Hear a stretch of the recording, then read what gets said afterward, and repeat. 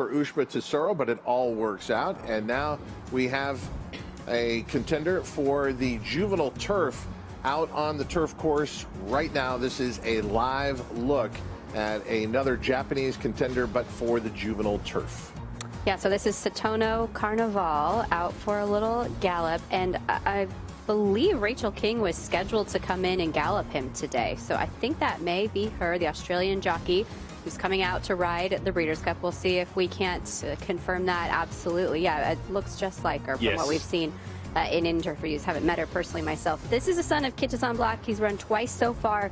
He is 2 for 2. He's very, very fast, and he's fresh into the race. We haven't seen him on track since mid-July, so he's able to come in and train up to this one. And great to see that she's also able to get a spin around the course herself in the early stages here of this training this week. No question about that. We've always, especially on the turf course, we've talked about how unique and tight this turf course is, how experience plays out saving ground. It's good for her to get a trip around it, even though it is 40 feet from the rail out in the middle of the racetrack. But yeah, I mean, I don't know much about the horse's form here, but he certainly comes in looking the part. And as the theme as we've been talking about all week long, these Japanese horses coming off an extended break. Don't be worried about that.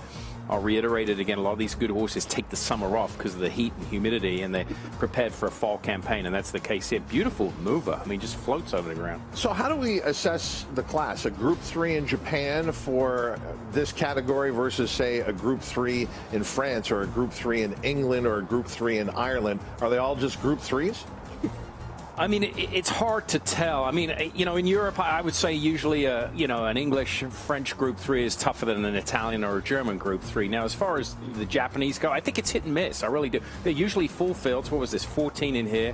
I mean, I think you can absolutely, like, take a Japanese Group 3 at face value and say, yep, that's a Group 3 race. And a winner of Group 3 company last time out, Satono Carnaval, out on the turf course here at Del Mar, and seems to be finishing up strong after the major part of the work here. I like the way that horse goes a lot. Yeah, and opened up a little bit. She was able to let him just kind of stretch his legs through the stretch. As far as some of the speed figures go, Thurgraph has some numbers on some of the races.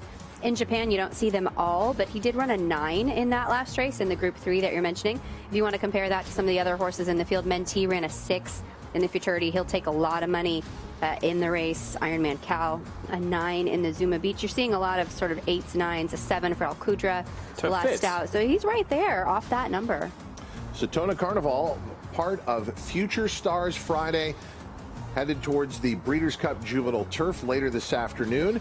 We're going to be headed towards the post position draw and thinking about post positions for this particular race, which will be 1 mile on the turf at Del Mar. Inside, outside, where's the best place to be for a mile on the grass at Del Mar? You don't want to be all the way outside. Okay. 13 and 14 are very difficult post positions to win from here at Del Mar. I wouldn't necessarily want the rail, but I'd rather be farther to the inside than hung all the way out wide. Somewhere in the middle would be ideal. Simon, you said with Ushba Tesoro, we all got to see something that you hadn't seen in all your years in racing with that incident on the track. Did you ever think in your time in horse racing that you would watch a horse travel 5.5 furlongs on the turf in under a minute? No. Did you ever think that would happen? No. Well, Cogburn did that earlier this summer at Saratoga, and that was jaw-dropping, and he's never looked back since.